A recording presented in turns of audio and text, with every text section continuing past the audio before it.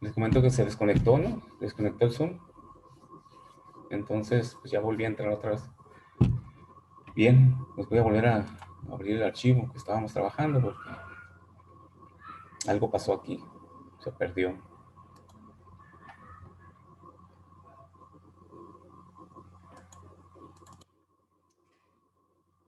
Ok, ahí estamos entonces. Entonces ya ustedes ya investigaron sobre las tres formas o tres conceptos diferentes que hay para definir un ácido y una base. La más básica fue la de esta persona, August Arrhenius, fue un químico sueco, ¿no? Y desarrolló su teoría de disociación electrolítica. Aquí es interesante resaltar que antes de Arrhenius no se sabía qué pasaba con las sustancias cuando entraban en solución. Sí, pues vean la etapa que le tocó a él, pues llevar a cabo sus investigaciones. Fue a finales del siglo XIX, principios del siglo XX, ¿no? Entonces no se sabía, no se conocía de los iones, no se sabía que las sales se ionizaban y que los ácidos y las bases también se ionizan. Entonces, él fue el que definió la teoría electrolítica y definió a los ácidos como las sustancias que al disociarse dan lugar a un protón. Entonces, la teoría de Arrhenius es la teoría en la cual los ácidos se disocian en protones y las bases, al disociarse, producen iones hidroxilo, los OH, ¿no? Es la base, es una forma fundamental de definir los ácidos y las bases. Conocemos muchas bases, ¿no? Los hidróxidos son bases, ¿no? El hidróxido de sodio es una base y sabemos que cuando se disocia en solución, pues proporciona los OH que tienen su fórmula química, ¿no? Recuerden cuando vieron compuestos en química básica y vieron las bases y los ácidos, pues ahí definieron que los oxidrilos o iones hidroxilo, también llamados de esa forma, son los que le dan la característica básica a las soluciones, mientras que los protones, que son los iones hidronio, que después se forman iones hidronio, son los que le dan la característica ácida a las soluciones. Y sabemos que los ácidos, pues también son aquellos que, por definición, se dice que son los que poseen protones, ¿no? Por el ácido clorhídrico, HCl, el H2SO4, ácido sulfúrico. Entonces, esta es la definición de Arrhenius. Pero la definición de Arrhenius no es completa, porque hay sustancias, por ejemplo el amoníaco, que no tienen oxidrilos o iones de hidroxilo, y sin embargo son bases.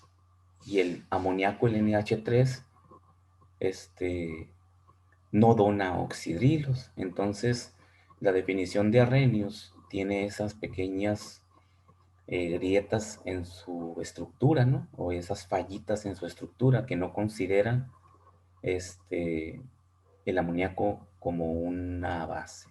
¿Por qué? Porque no tiene hidroxilos. Entonces, después vienen estos dos, ¿va? Estos dos científicos, Bromstein y Lowry, los cuales dan una definición más completa de lo que es un ácido y una base. Entonces, Bromstein y Lowry definen un ácido como una sustancia que puede donar un protón a otra sustancia. Es algo similar a lo que decía Arrhenius, ¿verdad? Para los ácidos, donan protones. Y una base la definieron como cualquier sustancia capaz de recibir o de aceptar ese protón. Entonces, lo que sacan es el concepto del ion hidroxilo, el OH, y definen a las bases como aceptoras de protones y los ácidos donadores de protones. Entonces, con esto, pues ya el amoníaco entra dentro de la definición de una base, según Bromster-Lowry. Según Arrhenius, no, ¿verdad? Porque si una base es ahora una sustancia que puede recibir protones, entonces el amoníaco lo que hace cuando lo ponemos en solución, lo disolvemos en agua, es que acepta protones para formar un ácido. Entonces el amoníaco ya está clasificado ahora sí como una base. Es un aceptor de protones.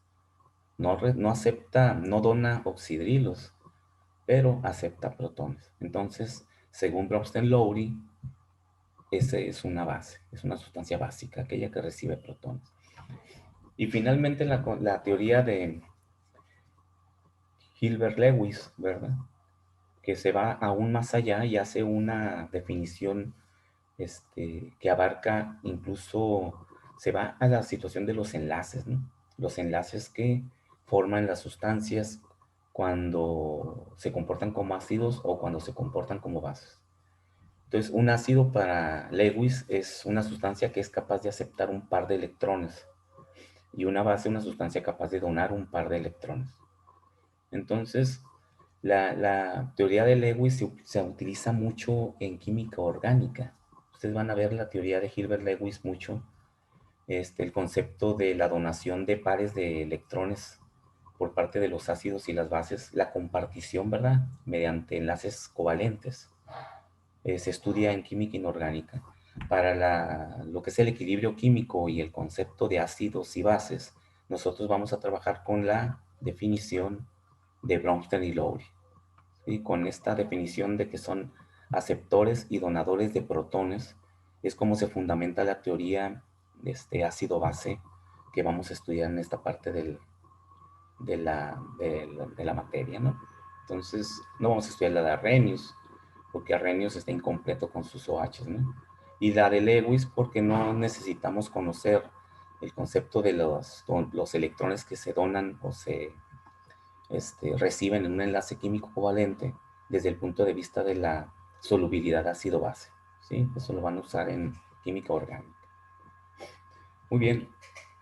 Entonces, características de los ácidos, también ya estamos muy familiarizados con este concepto, ¿no? Tienen sabor agrio, son corrosivos para la piel, enrojecen ciertos colorantes vegetales, los ácidos, disuelven sustancias, atacan a los metales desprendiendo hidrógeno, pierden sus propiedades al reaccionar con las bases, ¿sí? Porque se neutralizan, por eso pierden sus propiedades ácidas, porque forman agua y sal.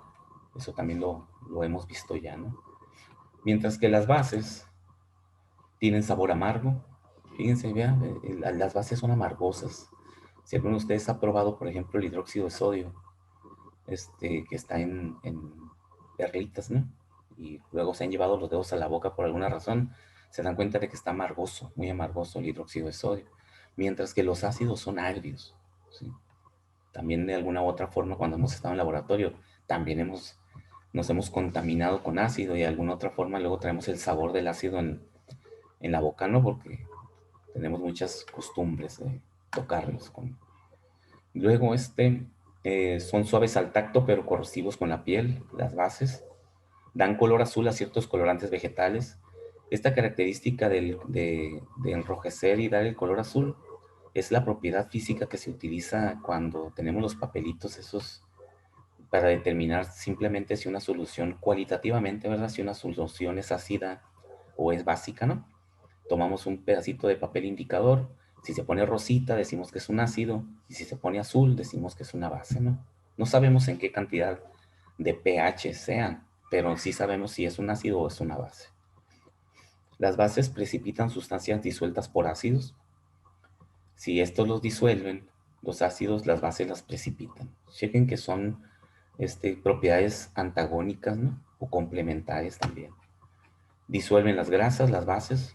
Por eso recuerden que los jabones se hacen a partir de hidróxido, ¿no? Por eso los jabones son alcalinos, porque poseen hidróxido de sodio para que disuelvan las grasas, ¿no? Por eso se usan los jabones. Y finalmente pierden sus propiedades al reaccionar con ácidos. Sí, porque también al igual que los ácidos pierden sus propiedades en las reacciones de neutralización, que de alguna otra forma también vamos a ver aquí en esta parte de ácidos y bases, ¿no? Entonces estas son las características ácidos y bases de las sustancias. ¿Sí? ¿Qué otra cosa tenemos que entender, que saber antes de entrar a las soluciones ácido-base? Pues definir, bueno, recordar, ¿verdad? Recordar lo que son los electrolitos. Sí, recuerdan esos conceptos, ¿no? Un electrolito es una sustancia que al disolverse en agua da lugar a formación de iones que permiten que pase la energía eléctrica a través de ellos. Entonces, por definición, pues sabemos que un electrolito es una solución que permite el paso de la electricidad, ¿sí? Antes, cuando Arrhenius hizo su su doctorado en precisamente en lo que son la ionización de sustancias en solución.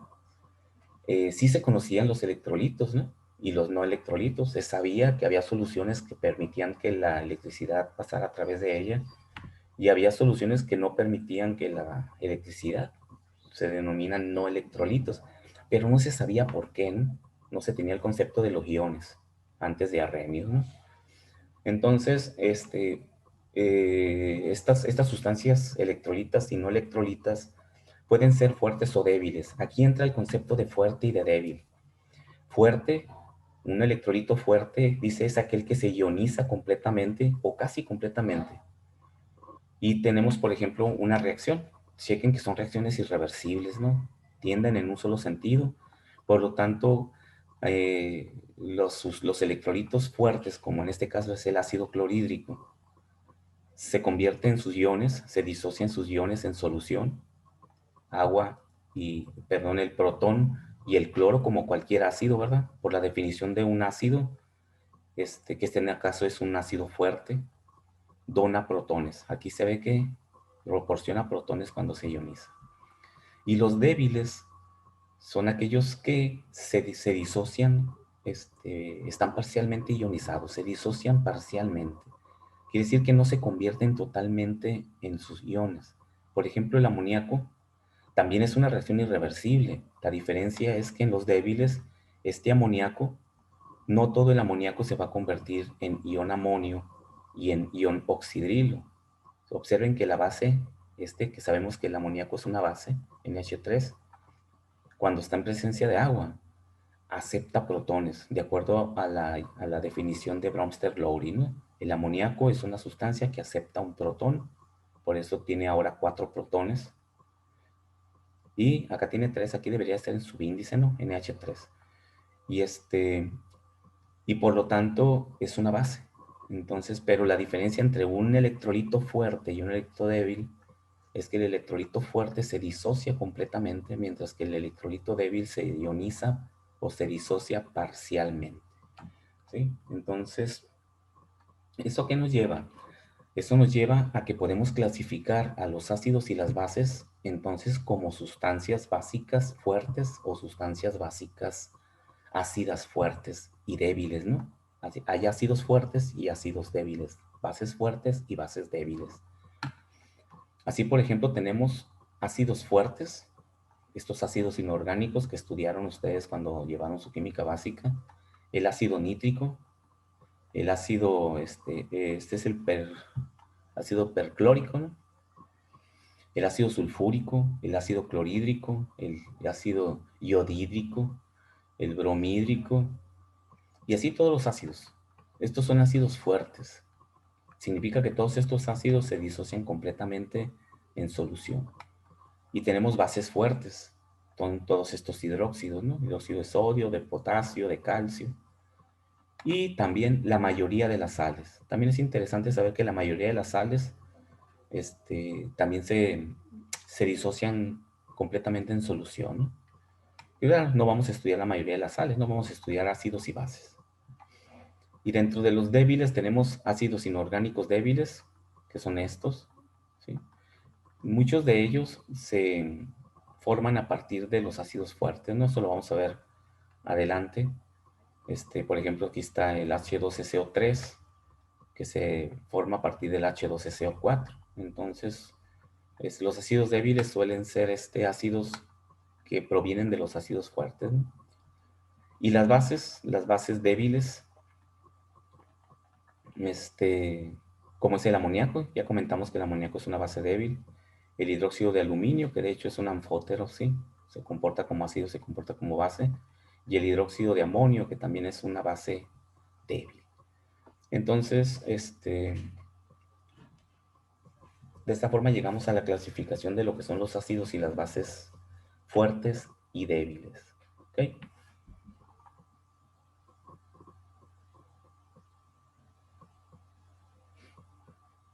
Bueno, eso ya está. ¿Alguna pregunta hasta aquí, jóvenes? De lo que es un ácido y una base fuerte o débil.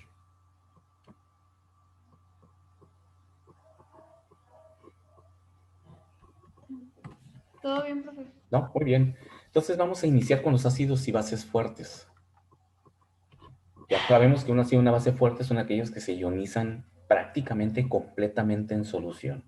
¿Qué significa esto? Que si agregamos un chorrito de ácido clorhídrico en agua, todo el ácido, cada molécula de ácido clorhídrico, que es la que está aquí, se va a disociar y va a formar el protón, que se encuentra aquí, ahorita vamos a hablar sobre el ion hidronio, y el cloro, la parte negativa de la molécula, que en este caso es el no metal, el cloro, que también está acá.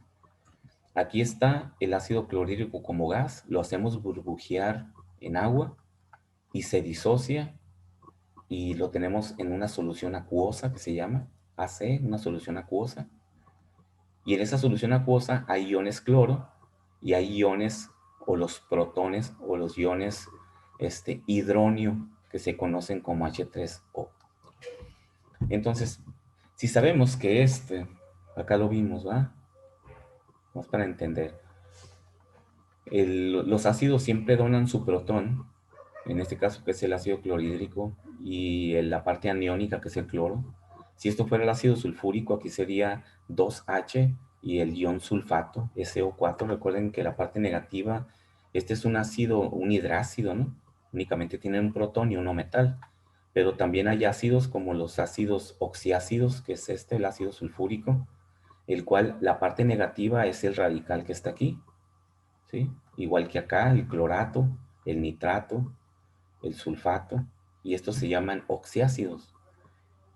Los protones son los que tenemos aquí, son los que se donan. El ácido sulfúrico dona 2 protones, el ácido dona un protón, el ácido nítrico dona un protón, dona un protón, pero siempre esta parte negativa pues es el radical, ¿no? Puede ser un átomo o puede ser la unión de varios átomos para formar este radical sulfato, ¿no?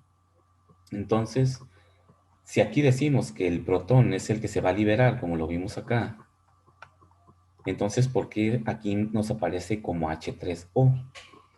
Bien, en el concepto, en el estudio de la ionización de los ácidos y las bases en solución cuando se mezclan con agua, se ha demostrado que el protón, cuando se disocia de la parte negativa del ácido. ¿Y por qué se disocia? Porque el agua es quien rompe este enlace, ¿verdad?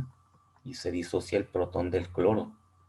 Este protón inmediatamente se une con el agua con la cual se encuentra, en la cual se encuentra solubilizado, y este protón al unirse con el agua forma H3O, que es ¿sí? Cada protón se une a una molécula de agua y forma un ion que se conoce como ion hidronio. Este es el protón, ¿verdad? Este es el protón. Pero también ese protón se va a unir con la misma agua donde está mezclado o donde está solubilizado y va a formar el ion hidronio. Y ahora, ¿por qué sabemos que el protón se une con el agua para formar un ion hidronio, que es idéntico en carga al protón? ¿El protón qué carga tiene? Pues tiene carga de +1, ¿verdad? Aquí está. ¿Y el ion hidronio qué carga tiene? Pues tiene carga de +1, ahí está. Observamos que no hay ningún problema con las cargas, tienen la misma carga, pero lo que no tienen es la misma masa. El protón, ¿qué masa tiene el protón? Pues tiene una masa, un peso molecular, ¿verdad? Una masa molar de 1 punto y feriecita, ¿no? Prácticamente 1. ¿Y qué masa tiene el ion hidronio? Pues va a tener 16 del oxígeno más 3 de los protones, pues va a tener 19 su peso molecular. La masa molar de este compuesto es 19, mientras que del protón solo es 1.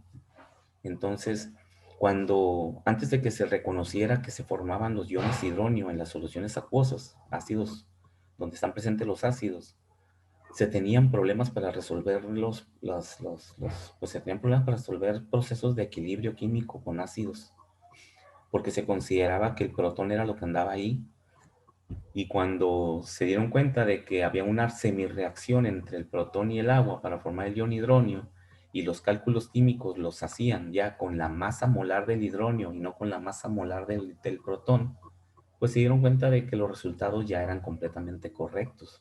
Los resultados calculados, cuando consideramos que se forma un hidronio, son correctos. Si hacemos los mismos cálculos, considerando que lo que se forma solamente es el protón, los resultados no son correctos. Entonces, por esta razón es que se ha comprobado de que realmente se forma ese ion hidronio, ¿no?, entre el protón y la misma agua donde está solubilizado. Entonces, cuando hacemos cálculos de equilibrio químico, hablamos de hidronios más que de protones. Si hacemos los cálculos de cargas, no hay ningún problema si hacemos los cálculos de cargas, pero si hacemos los cálculos en donde intervenga la masa de la molécula, ahí sí tenemos que recordar que lo que vamos a usar es el ion hidronio que proviene del ácido y no el protón, para que no se nos olvide eso, ¿no? El agua, dice, es una base lo suficientemente fuerte como para aceptar protones de un ácido en una reacción que tiene lugar de forma completa. Entonces, el agua tiene una capacidad de disociación enorme, ¿no?, para solubilizar el ácido que se solubilice en ella, ¿no?, que se agregue en ella. Y también las bases, ¿no? Las bases también se disocian. Aquí pusimos nada más un ejemplo de un ácido, pero también pudimos haber puesto el NaOH y sabemos que se va a separar en OHs y el sodio, ¿no? Entonces no se debe confundir, dice, un ácido débil con un ácido diluido. Un ácido débil tiene una Ka pequeña, por eso es un ácido débil. La capacidad de disociación, recuerden que las K es la capacidad o la actividad química de una sustancia, la constante de equilibrio, ¿no? ¿Qué tanto reacciona esa sustancia cuando se encuentra en un proceso químico? Entonces aquí la Ka de los ácidos, pues también es su capacidad química para solubilizarse, para ionizarse cuando se agregan en agua, ¿no? Y un ácido diluido tiene una concentración baja. Entonces, un ácido diluido es simplemente un ácido con una concentración baja. Pero ese mismo ácido diluido tiene una característica que se denomina ácido débil. Entonces, puede ser concentración baja. ¿Por qué? Porque se solubilizó muy poco, porque tiene una capacidad o tiene una Ka muy pequeña. Y por lo tanto, eso es ser un ácido débil. El ácido débil va en función de qué tanto se disocia, y un ácido diluido es qué tanto ácido tengo en solución, ¿sí? Una concentración baja. Es posible, dice, tener un ácido diluido fuerte o un ácido concentrado débil, ¿sí? Es lo que nos llevan. Entonces, no es lo mismo. Aparentemente son lo mismo, pero no lo son. Ok. ¿Alguna pregunta, jóvenes?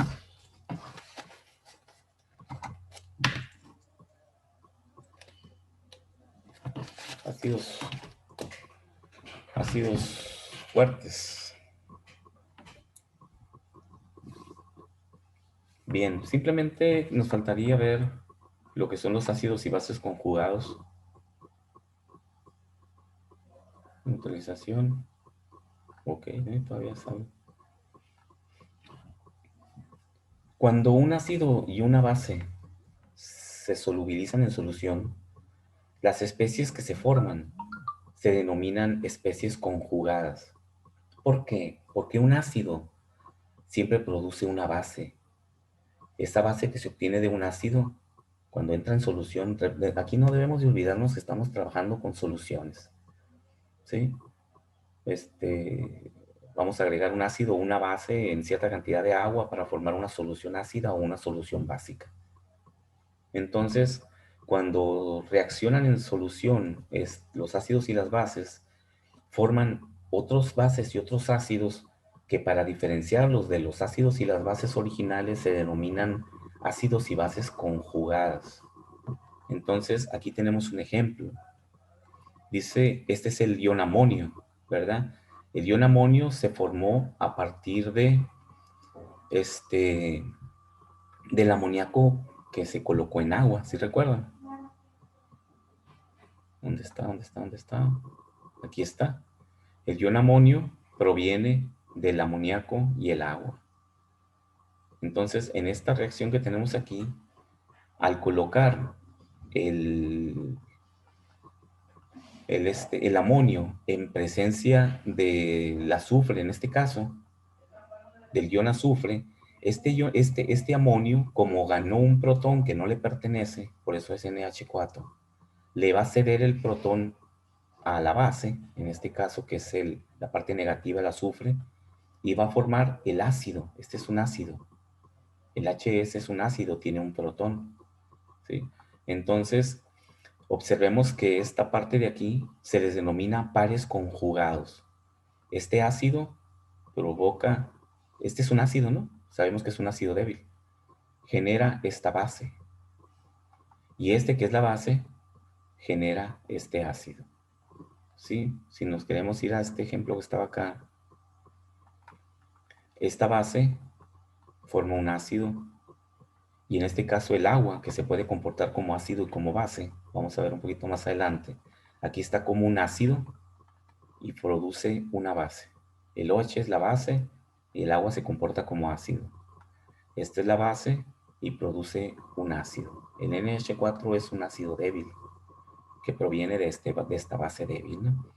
Entonces, para diferenciar las sustancias ácidas y básicas que se generan en las disoluciones, se les denominan ácidos y bases conjugadas. Si esta es la base original, este sería un ácido conjugado. Si este es el ácido original, que es el agua, esta es una base conjugada. ¿Sí? No queda ninguna duda de eso, de lo que son los ácidos y las bases conjugados. No. No. Bien. Entonces, dice, dos especies químicas que difieren únicamente en un determinado número de protones forman lo que se denomina par conjugado. Las reacciones como las de arriba transcurren siempre de manera que se forman las especies más débiles. Así el ácido más fuerte y la base más fuerte de cada par conjugado reaccionan para dar ácidos y bases conjugadas más débiles. La limitación principal en esta definición se encuentra en la necesidad de la presencia de protones en los reactivos. Entonces, pues siempre vamos a necesitar tener protones que estén ahí intercambiándose para formar bases y este, para formar bases o para disociar ácidos, ¿no? Porque recuerden que la definición de Bronsted-Lowry es que un ácido y una base son aquellas sustancias que comparten protones. El ácido cede protones y las bases aceptan protones. Por eso la limitación para esta definición de ácidos y bases conjugados o ácidos y bases débiles que se forman a partir de ácidos y bases fuertes es que siempre esté presentes los protones, ¿no? Eso es lógico, si no ya no tendríamos un sistema ácido-base, ¿no? Ok, ahí vamos a dejar, jóvenes, en esta parte de la definición hasta ácidos y bases conjugadas. Si no tienen ninguna pregunta, nos vemos el próximo miércoles para continuar con esto. Hola, profe, gracias. Ándele, pues, nos vemos. Gracias, profe. Hasta luego. Gracias, profe. Bye bye. Gracias.